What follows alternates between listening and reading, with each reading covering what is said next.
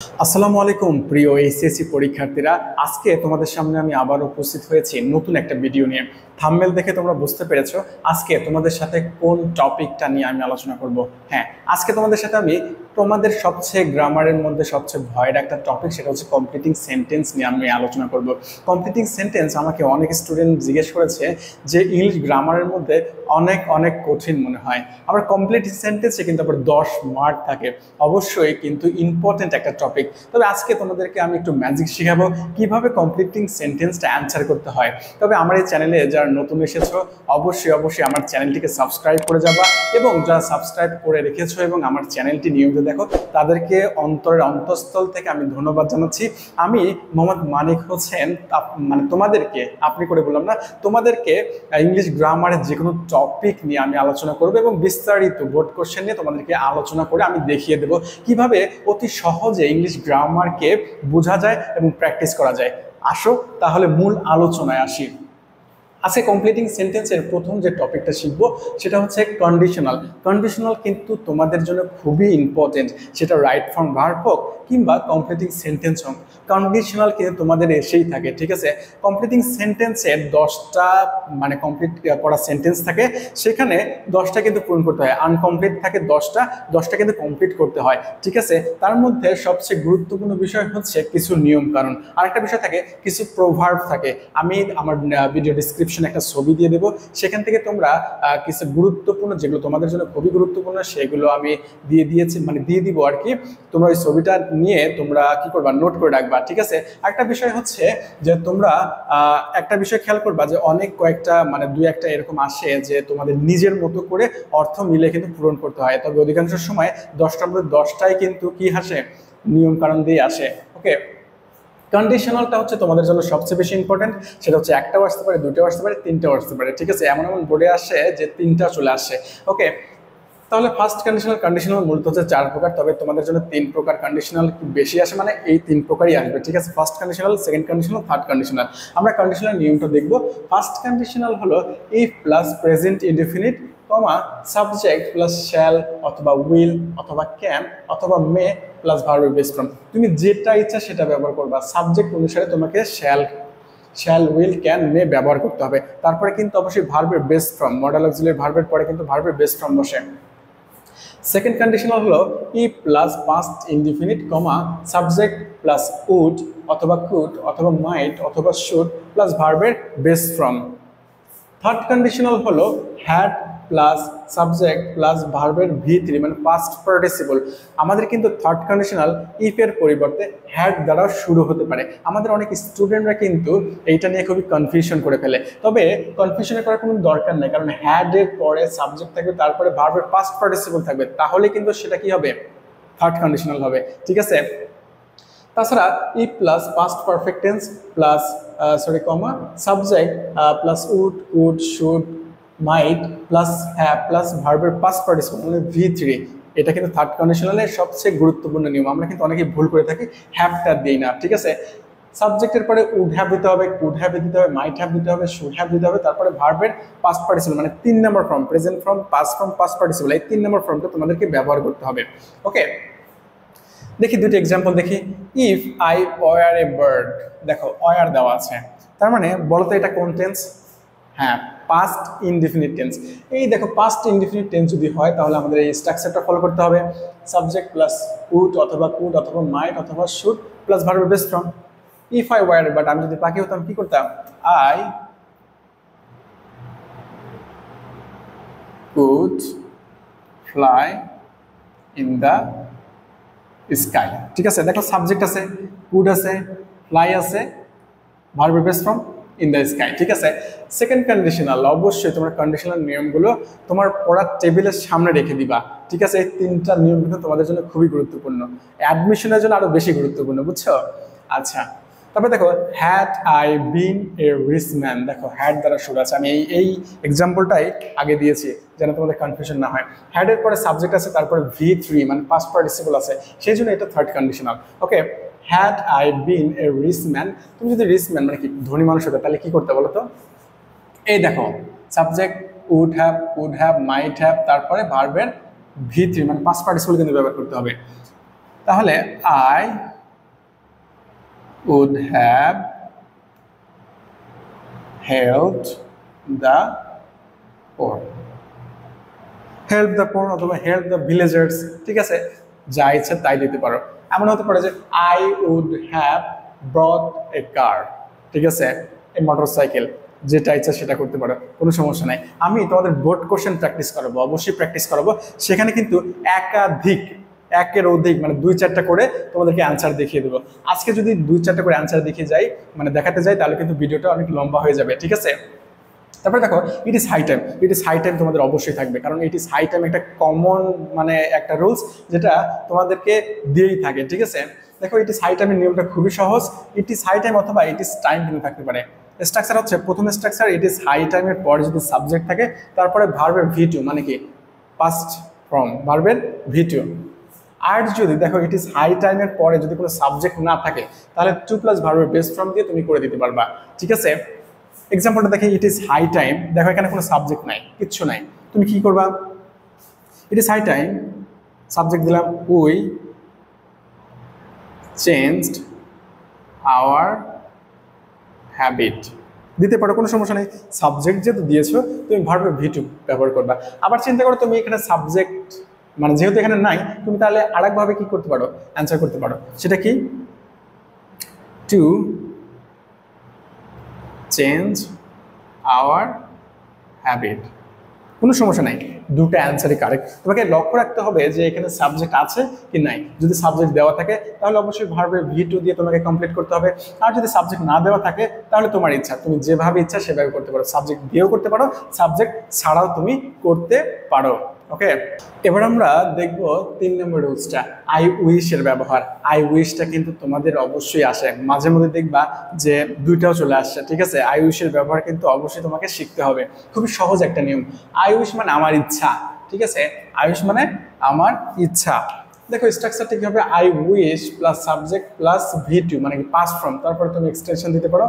আরেকটা স্ট্রাকচার আছে I wish plus subject plus were, subject যাই থাকুক না কেন ওয়ার কিন্তু ব্যবহৃত হবে, ঠিক আছে। ওকে, তোমাদের বোঝার জন্য আর কি দুইটা স্ট্রাকচার দিয়েছি, তাছাড়া একটা স্ট্রাকচারই যথেষ্ট। ওকে, যে আই উইশ এর পরে সাবজেক্ট তারপরে V2 মানে কি ভার্বের পাস্ট ফর্ম হয়।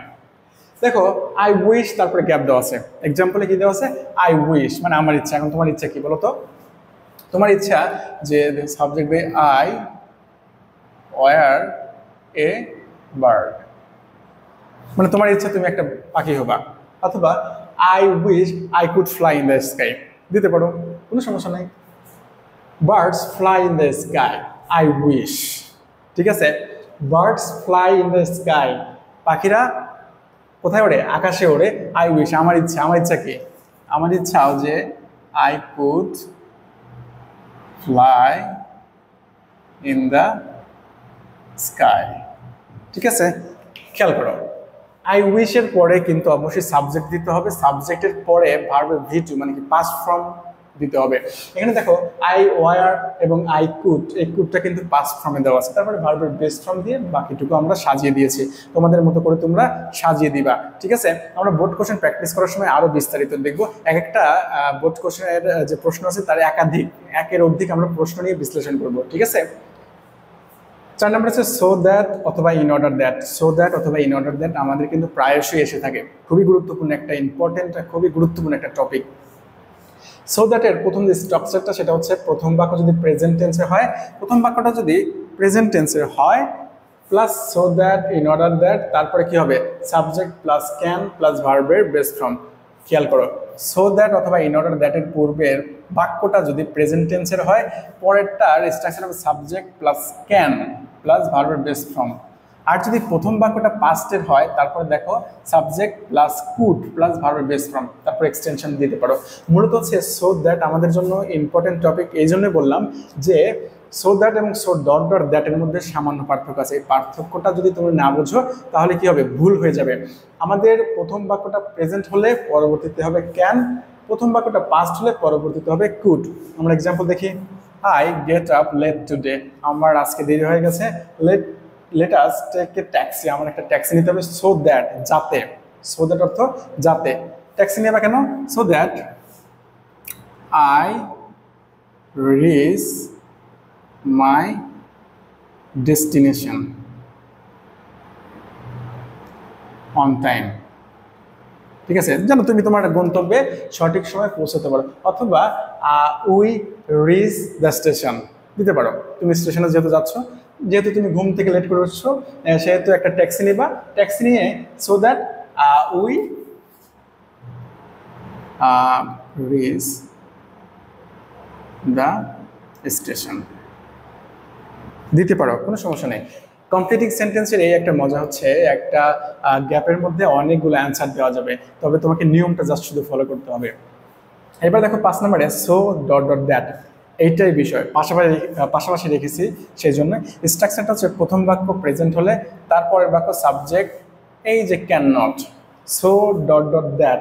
এখানে কিন্তু ডট ডটের মধ্যে অ্যাডজেক্টিভ বসতে পারে অথবা অ্যাডভার্ব বসতে পারে। তোমাকে খেয়াল রাখতে হবে যে প্রথম বাক্য যদি প্রেজেন্ট হয়, পরবর্তী বাক্যে ক্যান নট হবে। প্রথম বাক্যটা যদি পাস্টের হয়, পরবর্তী বাক্যটা দেখো সাবজেক্টের পরে কুড নট হবে, ঠিক আছে, could not. So dot dot দ্যাটে অবশ্যই নট ব্যবহার করতে হবে, ঠিক আছে, ওকে।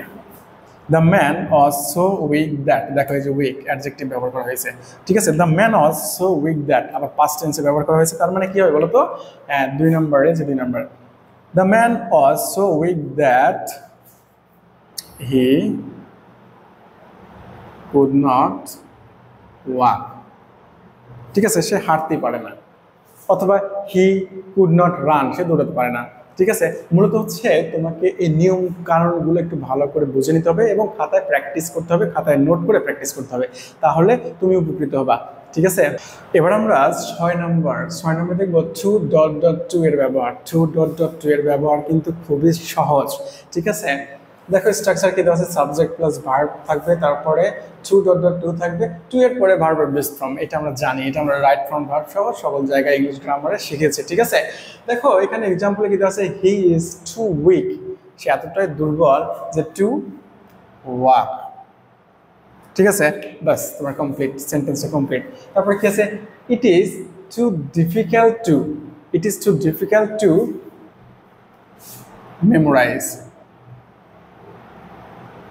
ঠিক আছে, it is too difficult to memorise, okay. এখন তোমাকে এইটা কিন্তু যদি পরীক্ষায় আসে, অবশ্যই কিন্তু প্রপারলি অ্যান্সার করতে হবে, ক্লিয়ার। তারপরে দেখো 7 নম্বর রিলেটিভ প্রোনাউন।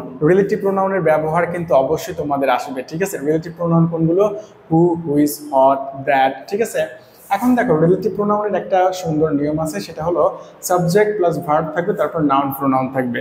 নাউন প্রোনাউন যদি ব্যক্তিবাচক হয় তাহলে হু অথবা হুম ব্যবহার করবা, তারপরে ভার্ব ব্যবহৃত হবে। ভার্বটা হবে কিন্তু এই যে পূর্ববর্তী যে নাউন প্রোনাউন আছে এইটা অনুসারে, ক্লিয়ার। আচ্ছা, তারপরে দেখো আরেকটা নিয়ম, সাবজেক্ট প্লাস ভার্ব থাকবে। এই নাউন প্রোনাউন যদি বস্তুবাচক হয় তাহলে কিন্তু এখানে তোমাকে হুইচ অথবা দ্যাট ব্যবহার করতে হবে, ওকে। তারপরে ভার্ব ব্যবহার করতে হবে, ভার্বটা কিরকম হবে, পূর্বের যে এই যে নাউন প্রোনাউন আছে সেটা অনুযায়ী হবে, ঠিক আছে। এক্সাম্পল দেখি, a village doctor is a person who, একজন village doctor is a person is who, এই দেখো নাউন প্রোনাউন আছে, এখন সেই অনুসারে ভার্ব বলছে তো সিঙ্গুলার আছে, হু ট্রিটস দ্য ভিলেজার্স, ঠিক আছে। অথবা who helps the poor people, যেভাবে ইচ্ছে সেভাবে দিতে পারো। হু আছে দ্য রিলেটিভ প্রোনাউন, আমরা জানি রিলেটিভ প্রোনাউনের পূর্ববর্তী যে নাউন প্রোনাউন থাকে সেটা অনুসারে ভার্ব বসে, যেহেতু সিঙ্গুলার আছে ভার্বের সাথে এস বেস যুক্ত করে দিয়েছি। He is a man who, দেখো একই কথা, এই যে সাবজেক্ট আছে, is a man who is my brother, clear. 8 নম্বর দেখো নো সুনার হ্যাড অথবা হার্ডলি হ্যাড, অর্থাৎ তৎক্ষণাৎ, এই ব্যাপারটা কিন্তু প্রচুর পরিমাণ আসে, ক্লিয়ার।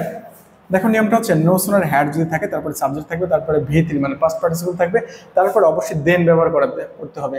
নো সুনার হ্যাডের পরে অবশ্যই দেন বসে কিন্তু, তারপর দেখো পাস্ট ইনডিফিনিট টেন্সের স্ট্রাকচার দিতে হবে। 2 নম্বর হচ্ছে hardly had plus subject plus ভি3 প্লাস হোয়েন। হার্ডলি হ্যাড থাকলে অবশ্যই কি ব্যবহার করতে হবে, হোয়েন ব্যবহার করতে হবে, তারপর অবশ্যই পাস্ট ইনডিফিনিট টেন্স ব্যবহার করা লাগবে। এক্সাম্পল দেখো, no sooner had he reached the station, দেখো নো সুনার হ্যাড আছে, ভার্বের ভি3 ফর্ম আছে, মাঝখানে সাবজেক্ট আছে, তার মানে নো সুনার হ্যাড যেহেতু আছে, আমাদের 1 নম্বর রুলস, দেন সে স্টেশনে পৌঁছাতেই দেন দ্য ট্রেন লেফট, ট্রেনটি চলে গেল। ঠিক আছে, এই যে ব্যবহারগুলো অবশ্যই তোমরা খাতায় নোট করে রাখবা। আমি কিন্তু তোমাদেরকে নিয়মিত বোর্ড কোশ্চেন প্র্যাকটিস করাবো। যখন বোর্ড কোশ্চেন প্র্যাকটিস করাবো তখন অবশ্যই তোমাদেরকে একাধিক আনসার দেখিয়ে দেবো, তোমরা অবশ্যই উপকৃত হবা। ওকে, এবার আমরা 9 নম্বর রুলসটা দেখবো। 9 নম্বর রুলসে আছে অ্যাজ ইফ অথবা অ্যাজ দো অথবা সিন্স যদি কোনো সেন্টেন্সের মাঝখানে থাকে। এই অ্যাজ ইফ, অ্যাজ দো এবং সিন্সের অর্থ কিন্তু যেন অর্থে ব্যবহৃত হয়।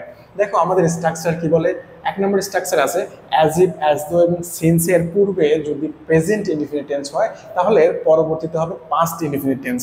অ্যাজ ইফ, অ্যাজ দো সিন্সের পূর্বে যদি পাস্ট ইনডিফিনিট টেন্স হয় পরবর্তীতে হবে পাস্ট পারফেক্ট টেন্সের স্ট্রাকচার। খুবই ইম্পর্টেন্ট, কারণ এই অ্যাজ ইফ, অ্যাজ দো সিন্স দিয়ে কিন্তু তোমাদের প্রচুর পরিমাণে প্রশ্ন আসে বোর্ড পরীক্ষায়। ঠিক আছে, অবশ্যই তোমরা খাতায় নোট করে রাখবা। এবার আমরা এক্সাম্পলটা দেখে নিই। হি বিহেভস অ্যাজ ইফ। দেখো বিহেভস মানে এটা ভার্বের সাথে এস অথবা এস যুক্ত আছে, মানে এটা প্রেজেন্ট ইনডিফিনিট টেন্সের স্ট্রাকচারটা ফলো করবে। দেখো প্রথমে প্রেজেন্ট ইনডিফিনিট টেন্স থাকলে পরবর্তীতে হবে কি পাস্ট ইনডিফিনিট টেন্সের স্ট্রাকচার ফলো করতে হবে। হি বিহেভস অ্যাজ ইফ, সে এমনভাবে ব্যবহার করে যেন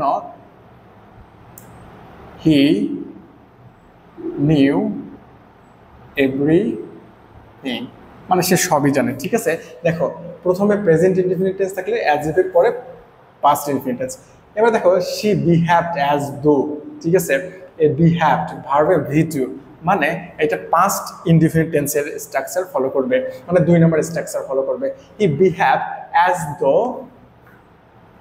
হি হ্যাড known everything। আমরা যখন বোর্ড কোশ্চেন প্র্যাকটিস করব তখন কিন্তু এক একটা প্রশ্নের একাধিক আনসার দেখব। এখন যদি আমি একাধিক আনসার দিতে যাই আমার ভিডিওটা অনেক লং হয়ে যাবে। ঠিক আছে, বোর্ড কোশ্চেন কিন্তু আমি অবশ্যই প্র্যাকটিস করবো 2024 থেকে শুরু করে একদম 2016 পর্যন্ত। এরপরে দেখো সিন্স যদি বাক্যের শুরুতে বসে, তোমরা বোর্ড কোশ্চেন হয়তো প্র্যাকটিস করেছো, সেখানে দেখেছো সিন্স মাঝখানে ব্যবহৃত হয় এবং সিন্স কিন্তু প্রথমেও ব্যবহৃত হতে পারে। প্রথমে যদি সিন্স থাকে, সিন্সের ব্যবহার আমরা কি করব, সিন্স ইট ওয়াজ রেইন হ্যাভিলি। এই দেখো ওয়াজ আছে, মানে পাস্ট ইনডিফিনিট টেন্সের স্ট্রাকচার আছে।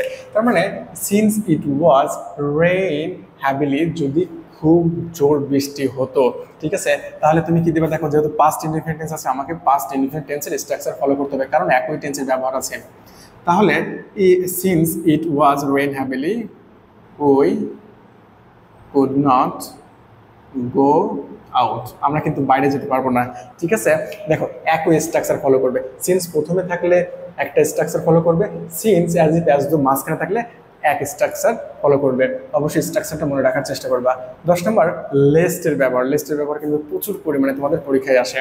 লেস্টের ব্যাপারটা হচ্ছে প্রথম যে স্ট্রাকচারটা থাকবে তা হচ্ছে প্রথম বাক্য প্লাস হচ্ছে লেস্ট, তারপরে সাবজেক্ট, তারপরে শুড অথবা মাইট, তারপরে ভার্বের বেস ফর্ম। মডেল অক্সিলারি ভার্বের পরে ভার্বের বেস ফর্ম বসে, কিন্তু আমরা জানি। ব্যবহারটা এক্সাম্পলটা দেখো, ওয়াক পাস্ট লেস্ট। দেখো ওয়াক পাস্ট লেস্ট, যদি ধীরে আছো উই মিস, সরি এখানে অবশ্যই কি হবে, we should miss the train. ঠিক আছে, দেখো এই যে লেস্ট, যদি তুমি ধীরে হাঁটো তাহলে কি করবা, অবশ্যই তুমি ট্রেন মিস করবা। ঠিক আছে, এই যে একটা স্ট্রাকচার আছে, লিস্টের ব্যবহার কিন্তু প্রচুর পরিমাণে আসে, তোমাকে অবশ্যই ভালো করে এই লিস্টের ব্যবহারটা শিখতে হবে। লিস্টের স্ট্রাকচার হচ্ছে প্রথম বাক্য plus lest plus subject plus should অথবা মাইট, তারপরে ভার্বের base form. Walk fast lest we should miss the train. Okay, এবার দেখো আমরা 11 নম্বর নিয়ম শিখবো, দো অলদোর নিয়ম। দো অলদো অর্থ হচ্ছে যদিও, খুবই সিম্পল একটা নিয়ম, তবে আমাদের পরীক্ষায় কিন্তু প্রচুর পরিমাণে আসে। দো অলদো যদি প্রথমে থাকে তাহলে পরবর্তীতে প্রথম বাক্য এবং দ্বিতীয় বাক্য অবশ্যই একই টেন্সের হবে। দো অলদো এর দুইটা বাক্য একই টেন্সের হবে, তবে প্রথম বাক্য থাকার পরে দ্বিতীয় বাক্যটি অবশ্যই বিপরীত একটা অর্থ প্রদান করবে। অবশ্যই কি বিপরীত একটা অর্থ প্রদান করবে। আমরা এক্সাম্পল দেখলে বুঝতে পারবো, দো হি ওয়াজ ব্রিলিয়ান্ট, যদিও সে ব্রিলিয়ান্ট ছিল মানে কি মেধাবী ছিল, হি ফেইলড ইন দ্য এক্সাম, দেখো, সে ভালো ছিল কিন্তু পরীক্ষায় ফেল করেছে। সে ভালো ছিল তবে কি পরীক্ষায় ভালো মার্কস ক্যারি করতে পারে নাই। ঠিক আছে, বাংলাদেশ একটা ছোট দেশ, তবে বাংলাদেশে কি আছে, অনেক ওয়ার্ল্ড হেরিটেজ আছে। ঠিক আছে, এইরকম একটা বিপরীত অর্থ প্রদান করবে। আমি তোমাদের যখন বোর্ড কোশ্চেন প্র্যাকটিস করবো, অবশ্যই অনেক অনেক অনেক কি করবো, এক্সাম্পল দিয়ে তোমাদেরকে বুঝিয়ে দেবো। এরপরে দেখো 12 number, would you mind. Would you mind অর্থ যদি না কিছু মনে করো। ঠিক আছে, উড ইউ মাইন্ড। ঠিক আছে, ওকে, উড ইউ মাইন্ডের স্ট্রাকচারটা হচ্ছে উড ইউ মাইন্ড প্লাস ভার্বের সাথে আইএনজি। আমরা কিন্তু রাইট ফর্ম ভার্বে শিখেছি। উড ইউ মাইন্ডের পরে ভার্বের সাথে অবশ্যই কি হয়, আইএনজি যুক্ত হয়। উড ইউ মাইন্ড যদি কিছু না মনে করো, কি কি করবো বলো? Would you mind giving me a glass of water. ঠিক আছে, আবার would you mind closing the window, would you mind opening the door. ঠিক আছে, যা ইচ্ছা তাই দিতে পারো, তবে হ্যাঁ অবশ্যই সেন্টেন্সটাকে কি একবার করে দেখে নিবা যে সেন্টেন্সটা কি কোনো ক্লু আছে। প্রথম সেন্টেন্সে যদি কোনো ক্লু থাকে, সেই ক্লু অনুসারে কিন্তু অ্যান্সার করতে হবে। আর যদি ক্লু না থাকে, তাহলে তোমার মতো করে ভার্বের সাথে আইএনজি যুক্ত করে তোমার মতো করে তুমি অ্যান্সার করবা। Would you mind giving me a glass of water, অথবা would you mind closing the window, opening the door. ঠিক আছে, ওকে। টিল আনটিলের ব্যবহার। টিল আনটিল কিন্তু আমাদের অবশ্যই কি জানতে হবে, টিল আনটিলের ব্যবহার, কারণ টিল আনটিল দিয়ে কিন্তু আমাদের কমপ্লিটিং সেন্টেন্সে প্রচুর পরিমাণের প্রশ্ন আসে। স্ট্রাকচারটা হচ্ছে প্রথম বাক্য, তারপর টিল, তারপর দ্বিতীয় বাক্য একই টেন্স হবে। আবার প্রথম বাক্য আনটিল, দ্বিতীয় বাক্য একই টেন্স হবে। তবে একটা পার্থক্য হচ্ছে আনটিলে সর্বদা হা বাদক হয়। আনটিলে কখনো নেগেটিভ কোনো কিছু দেওয়া যায় না, কারণ আনটিল নিজেই একটা নেগেটিভ। ঠিক আছে, আমরা এক্সাম্পল দেখলে অবশ্যই বুঝতে পারবো। দেখো, রিনা ওয়েটেড আনটিল। রিনা ওয়েটেড আনটিল, রিনা অপেক্ষা করছিলেন আনটিল, যতক্ষণ না আই কেম, আমি আসি। দেখো, আনটিলের পূর্বে পাস্ট টেন্স আছে, আনটিলের পরে কিন্তু পাস্ট ইনডিফিনিট টেন্স আছে। দুটাই পাস্ট ইনডিফিনিট টেন্স, টেন্স কিন্তু একই থাকবে। তবে আনটিলে কখনো নেগেটিভ ব্যবহার করার জন্য সবসময় হা বোধক ব্যবহার করতে হবে। ঠিক আছে, আবার দ্বিতীয় বাক্য দেখো, হি ওয়েটেড হিয়ার টিল, সে সেখানে অপেক্ষা করে টিল, যতক্ষণ আই ডু নট কাম। দেখো, টিলের পূর্বেও প্রেজেন্ট টেন্স আছে, প্রেজেন্ট ইনডিফিনিট টেন্স আছে, টিলের পরে প্রেজেন্ট ইনডিফিনিট টেন্স আছে। তবে এখানে তুমি টিলের পরবর্তীতে নেগেটিভ দিতে পারো, পজিটিভ দিতে পারো, তোমার অর্থ অনুসারে যেটা হবে তুমি সেটাই দিবা। ঠিক আছে, টিল আনটিলের ব্যবহার কিন্তু প্রচুর পরিমাণে আসে। আমরা টিল আনটিল শিখলাম, উড ইউ মাইন্ড শিখলাম, দো অলদো শিখলাম। ওকে, এবার আমরা দেখবো 14 নম্বর, হয়লের ব্যবহার। হয়লের ব্যবহার কিন্তু তোমাদের প্রচুর পরিমাণে আসে। হয়ল অর্থ হচ্ছে যখন। স্ট্রাকচারটা হচ্ছে প্রথমে পাস্ট ইনডিফিনিট টেন্স থাকলে তারপরে হয় এবং পরবর্তীতে হবে পাস্ট কন্টিনিউয়াস টেন্স। হয়েল যদি মাঝখানে বসে, হয়েলের পূর্বে বসবে পাস্ট ইনডিফিনিট এবং হয়েলের পরবর্তীতে বসবে পাস্ট কন্টিনিউয়াস টেন্স। এইটাই কিন্তু তোমাদের বেশি বেশি আসে। আমি যতটুকু রিসার্চ করেছি যে প্রথমে স্ট্রাকচার দিয়ে তোমাদের কি ইন্টারমিডিয়েটের বোর্ড কোশ্চেনে চলে আসে। ঠিক আছে, তোমরা বোর্ড কোশ্চেন প্র্যাকটিস করলে হয়তো বুঝতে পারবা। আর দ্বিতীয় আরেকটা আমি দিয়ে দিয়েছি, হয়েল যদি প্রথমে বসে তারপরে কি বসে, পাস্ট কন্টিনিউয়াস, এবং তারপরে বসে পাস্ট ইনডিফিনিট টেন্স। ঠিক আছে, আমরা একটা এক্সাম্পল দেখি, হি কেম টু মাই রুম। দেখো, এখানে পাস্ট ইনডিফিনিট টেন্স আছে, he came to my room, while সে আমার রুমে এসেছিল, হয় যখন আই ওয়াজ স্লিপিং। দেখো, কন্টিনিউয়াস, আই ওয়াজ স্লিপিং যখন আমি ঘুমাচ্ছিলাম, অথবা আই ওয়াজ ইটিং আমি খাচ্ছিলাম। ঠিক আছে, অথবা আই ওয়াজ প্লেইং, যাই দাও না কেন একই রকম অ্যান্সার হবে। ঠিক আছে, হয় যদি মাঝখানে থাকে তাহলে তার পূর্বে হবে পাস্ট ইনডিফিনিট টেন্স, তারপরে হবে পাস্ট কন্টিনিউয়াস টেন্স, মনে রাখতে হবে কিন্তু। 15 নম্বর, হোয়েন এবং হোয়ার এর নিয়ম। ঠিক আছে, এই নিয়মটা কিন্তু খুবই সিম্পল, মানে তোমাকেই চেষ্টা করতে হবে। হোয়েন অর্থ মানে কখন। দেখো, হোয়েন সময় বোঝাবে এবং হোয়ার স্থান বোঝাবে। ঠিক আছে, স্ট্রাকচারটা হচ্ছে প্রথম বাক্য এবং দ্বিতীয় বাক্য, মাঝখানে থাকবে হোয়ার এবং হোয়েন, দুটি একই টেন্স হবে। ঠিক আছে, দেখো, প্রথমে যদি প্রেজেন্ট টেন্স থাকে হোয়ার অথবা হোয়েন মাঝখানে থাকবে, দ্বিতীয়টাও প্রেজেন্ট টেন্সই হবে। ঠিক আছে, প্রথমটা পাস্ট হলে দ্বিতীয়টা পাস্ট টেন্সই হবে। এখন একটা এক্সাম্পল দেখি, ডু ইউ নো হোয়ার। দেখো, এটা প্রেজেন্ট টেন্স আছে, do you know where he lives. ঠিক আছে, দেখো, এটাও প্রেজেন্ট টেন্সই আছে। আমাদের কথা হচ্ছে যে হোয়ার এবং হোয়েন তোমাকে বুঝে আনসার করতে হবে। হোয়েন অবশ্যই সময় বোঝাবে, হোয়ার স্থান বোঝাবে।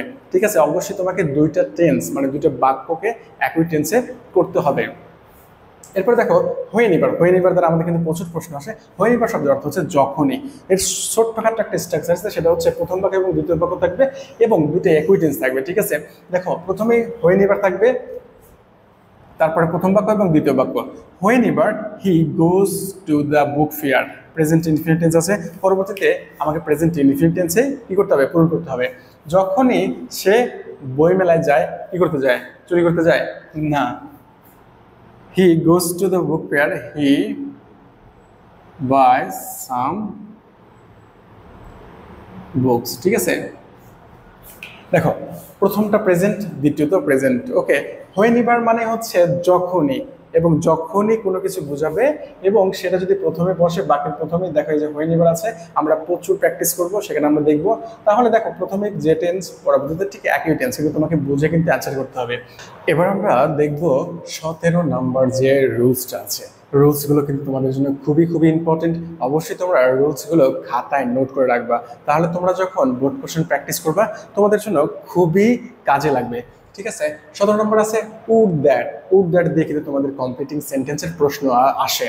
উড দ্যাট অর্থ হচ্ছে ইচ্ছা প্রকাশ, তুমি একটা ইচ্ছা প্রকাশ করবা। ঠিক আছে, এখানে দেখো উড দ্যাটের নিয়মটা হচ্ছে would that plus subject plus V2, মানে কি ভার্বের ফার্স্ট ফর্ম, মানে 2 নম্বর ফর্ম। ঠিক আছে, ওকে, তারপরে তুমি তুমি তোমার তোমার মতো করে এক্সটেনশন করে দিতে পারবা, কোনো সমস্যা নাই। দেখো এক্সাম্পল, উড দ্যাট, এখন তুমি একটা সাবজেক্ট নিয়ে আসো, would that I stood first in the exam। ঠিক আছে, উড দ্যাট, দেখো স্টুড, আই স্টুড, ভার্বের V2, মানে কি পাস্ট টেন্সে আছে। ঠিক আছে, পাস্ট ইনডিফিনিট টেন্স। এখন দেখো would that I stood first in the exam, আমার ইচ্ছা আমি পরীক্ষায় কি হব, ফার্স্ট হব। অথবা দিতে পারো আই ব্রট, BROUGHT, ব্রট এ কার, দিতে পারো, কোনো সমস্যা নাই। ক্লিয়ার? এরপরে 18 নম্বর রুলসটা দেখো, with a view to. With a view to দিয়ে কিন্তু তোমাদের কিন্তু বোর্ড কোশ্চেন অবশ্যই প্রশ্ন আসে, তোমরা যদি প্র্যাকটিস করে থাকো অবশ্যই তাহলে বুঝতে পারবা। ঠিক আছে, উইথ এ ভিউ টু অর্থ হচ্ছে উদ্দেশ্য, কোনো কিছুর উদ্দেশ্য বোঝাবে। নিয়মটা হচ্ছে স্ট্রাকচারটা, উইথ এ ভিউ টু এর পরে ভার্বের সাথে কি হবে, আইএনজি যুক্ত হবে। আমরা কিন্তু রাইট ফর্ম ভার্বে শিখেছি, সেই জন্য আমি রাইট ফর্ম ভার্ব তোমাদেরকে আগে শিখেছি। রাইট ফর্ম ভার্ব যদি তুমি শিখতে পারো অবশ্যই কমপ্লিটিং সেন্টেন্স তোমার জন্য 50% কাভারেজ হয়ে যাবে, 50% না 80% কাভার হয়ে যাবে। ঠিক আছে, দেখো উইথ এ ভিউ টু এর পরে কি হবে, ভার্বের সাথে অবশ্যই আইএনজি যুক্ত করে তুমি তোমার মতো করে বাদ বাকি এক্সটেনশনটা বা অবজেক্টটা তোমার মতো করে মিলিয়ে দিয়ে দিতে পারবা। ঠিক আছে, দেখো এক্সাম্পল দেখো, he wanted to be a nurse, সে একজন নার্স হতে চায়, মানে সেবিকা হতে চেয়েছিল। উইথ এ ভিউ টু, উদ্দেশ্য কি ছিল বলো তো, উদ্দেশ্য ছিল serving the villagers, serving the villagers. Villagers মানে কি গ্রামের মানুষদেরকে সাহায্য করার জন্য বা সেবা করার জন্য। আবার দিতে পারো helping the poor people, helping the poor people. যে কোনো অ্যান্সার দিলেই তোমার হবে, কারণটা হচ্ছে উইথ এ ভিউ টু এর পরে ভার্বের সাথে আইএনজি যুক্ত করে তোমাকে কি করতে হবে, কমপ্লিট সেন্স করতে হবে। ঠিক আছে, সেন্টেন্সটা কমপ্লিট করতে হবে, অবশ্যই পূর্ববর্তী যে ইন্ডিকেটর থাকবে সেটাকে অবশ্যই ফলো করতে হবে। ঠিক আছে, যদি ক্লু দেওয়া থাকে কোনো সেন্টেন্সের সামনে, যদি ক্লু দেওয়া থাকে সেই ক্লু অনুসারে তোমাকে কি করতে হবে, অপশনটা পূরণ করতে হবে। ওকে, এরপরে 19 নম্বর দেখো মডাল ভার্বের ব্যবহার। মডাল ভার্ব কিন্তু আমরা চিনি। ঠিক আছে, মডাল ভার্ব কোনগুলো, shall, should, May, can, could. ঠিক আছে, ইউজ টু। হ্যাঁ, আচ্ছা, মডাল ভার্ব দিয়ে কিন্তু আমাদের প্রশ্ন আসে, অবশ্যই তোমরা মডাল ভার্ব সম্পর্কে ক্লিয়ার একটা ধারণা রেখে দিবা। ওকে, দেখো হ্যাড বেটার, প্রথমে আমি দিয়েছি হ্যাড বেটার। হ্যাড বেটার অর্থ হচ্ছে উচিত অর্থে ব্যবহৃত হবে, যেখানে শুড অর্থে ব্যবহৃত হয়। ঠিক আছে, আচ্ছা, হ্যাড বেটারের স্ট্রাকচার হচ্ছে হ্যাড বেটারের পরে ভার্বের বেস ফর্ম, মানে কি 1 number form, present form. Okay, had বেটারের পরে কিন্তু ভার্বের কি হয়, প্রেজেন্ট ফর্ম হয়, তারপরে তোমার মতো করে তুমি পূরণ করে দিবা। এক্সাম্পল দেখো, I am very hungry today, আমি আজকে খুবই ক্ষুধার্ত। আই হ্যাড বেটার, আমার উচিত, কি উচিত বলো তো, যেহেতু তুমি ক্ষুধার্ত কিছু খাওয়া। I had better it something, I had better it something. ঠিক আছে, দেখো ভার্বের বেস ফর্ম ইট সামথিং। ওকে, এইভাবে তোমরা পূরণ করবে। আমরা বোর্ড কোশ্চেনে একাধিক অ্যান্সার দেখবো, কোনো সমস্যা নেই। এরপরে ইউজ টু এর ব্যবহার কিন্তু তোমাদের প্রচুর পরিমাণে এসে থাকে। ক্লিয়ার? ইউজ টু অর্থ হচ্ছে অতীতকালের কোনো অভ্যাস বোঝাবে। কোন অর্থে ব্যবহৃত হবে, অতীতকালের কোনো অভ্যাস যদি তোমার থেকে থাকে, সেই কাজটা যদি রিপিট হয় তাহলে সেখানে কিন্তু কি হবে, ইউজ টু ব্যবহৃত হবে। ইউজ টু এর দুটি স্ট্রাকচার আছে। ইউজ টু এর ব্যবহার কিন্তু খুবই ইম্পর্টেন্ট, এটা রাইট ফর্ম ভার্বের জন্য ইম্পর্টেন্ট এবং তোমাদের কমপ্লিটিং সেন্টেন্সের জন্য ইম্পর্টেন্ট। এক নম্বর স্ট্রাকচার হচ্ছে সাবজেক্ট প্লাস ইউজ টু এর পরে verb base form, modal auxiliary verb use to এর পরে ভার্বের বেস ফর্ম, তারপর তুমি তোমার মতো করে পূরণ করবা। এরপর আরেকটা স্ট্রাকচার হচ্ছে subject plus be use to. এই বি অর্থ কি? এই বি অর্থ হচ্ছে এম থাকতে পারে, ইজ থাকতে পারে, আর থাকতে পারে, ওয়াজ থাকতে পারে, ওয়ার থাকতে পারে, ঠিক আছে। এই যে am use to, is use to, was use to, তারপরে কিন্তু অবশ্যই ভার্বের সাথে আইএনজি যুক্ত করে তোমাকে পরবর্তীটা পূরণ করতে হবে। ক্লিয়ার? দুটি স্ট্রাকচার কিন্তু তোমাদের জন্য খুবই ইম্পর্টেন্ট। আমি একটা এক্সাম্পল দিয়েছি, দেখো আই অ্যাম আর্লি রাইজার, আমি কি সকালে ঘুম থেকে ওঠা মানুষ। আই অ্যাম ইউজ টু, দেখো ইউজ টু এর পূর্বে অ্যাম ব্যবহার করা হয়েছে, তার মানে এখানে যদি ভার্ব দ্বারা শুরু করি তা কি করতে হবে বলো তো? ভার্বের সাথে আইএনজি যুক্ত করতে হবে। টু এর পরে যে ভার্বের বেস ফর্ম হয় এটা না, কিন্তু কারণটা হচ্ছে এম মানে বি, এই যে আমাদের 2 নম্বর রুলসটা, বি ইউজ টু যদি ব্যবহার করি ভার্বের সাথে আইএনজি যুক্ত করতে হবে। তাহলে আই অ্যাম আর্লি রাইজার, আমি সকালে ঘুম থেকে উঠি। I am use to taking physical exercise, ঠিক আছে। I am use to taking physical exercise. Okay, ভার্বের সাথে আইএনজি যুক্ত করে পরবর্তীতে তোমার মতো করে তুমি পূরণ করে দিবা। এরপরে ক্যান, কুড, শুডের ব্যবহারটা শিখবো। ক্যান অর্থ পারা, কুড অর্থ পারতাম, শুড অর্থ উচিত। আমাদের এই মডেল অক্সিলারি ভার্ব দিয়ে কিন্তু তোমার প্রশ্ন আসতে পারে, সেই প্রশ্নের অ্যান্সার কিন্তু তোমাকে অবশ্যই করতে হবে। দেখো স্ট্রাকচারটা হচ্ছে সাবজেক্ট প্লাস ক্যান, কুড অথবা should plus verb base form. আমরা জানি মডেল অক্সিলারি ভার্বের পরে সবসময় ভার্বের কি হয়? ভার্বের 1 নম্বর ফর্ম মানে প্রেজেন্ট ফর্ম, তারপরে তোমার মতো করে তুমি অ্যান্সার করতে পারবা, ঠিক আছে। এক্সাম্পল একটা দেখো, trees are essential for all, গাছ আমাদের জন্য অবশ্যই প্রয়োজনীয়। উই শুড, দেখো উই শুড আমাদের উচিত কি বলতো? শুডের পরে এই যে ভার্ব বেস ফর্ম দিয়ে তোমাকে কি করতে হবে? অ্যানসারটা করতে হবে। We should plant more and more trees, ঠিক আছে। আমাদের উচিত কি হবে? বেশি বেশি করে গাছ লাগানো। আমি আশা করি যে আমি আজকের এই তোমাদের কমপ্লিটিং সেন্টেন্সের যে ক্লাসটা নিয়েছি একটু দীর্ঘ হলেও তোমরা যদি মনোযোগ সহকারে দেখো অবশ্যই তোমরা উপকৃত হবা। আমি কিন্তু বোর্ড কোশ্চেন অবশ্যই তোমাদের সাথে প্র্যাকটিস করবো। আরেকটা বিষয় হচ্ছে যে প্রভার্ব থাকবে, ঠিক আছে, প্রবাদ থাকবে। সেই প্রবাদ থেকে কিন্তু অবশ্যই একটা প্রশ্ন থাকবে, ঠিক আছে। একটা প্রশ্ন কিন্তু প্রবাদ মানে প্রভার্ব থেকে দেওয়া থাকে। অবশ্যই তোমরা প্রভার্ব প্র্যাকটিস করবা বাসায় বসে থেকে, ঠিক আছে। তাহলে তোমরা এই যে কমপ্লিটিং সেন্টেন্সের যে ভয়টা আছে সেই ভয়টা দূর করতে পারবা, ঠিক আছে। আর আমার এই চ্যানেলে অবশ্যই আমি প্রভার্ব সম্পর্কে কিছু ইম্পর্টেন্ট প্রভার্ব দিয়ে দিব এবং তোমরা অবশ্যই বোর্ড কোশ্চেন প্র্যাকটিস করবা। আমি নিজেও তোমাদেরকে বোর্ড কোশ্চেন এই ইউটিউব চ্যানেলে দিয়ে দেবো, তোমরা পাশে থাকো, ইনশাল্লাহ ভালো কিছু হবে। আসসালামু আলাইকুম।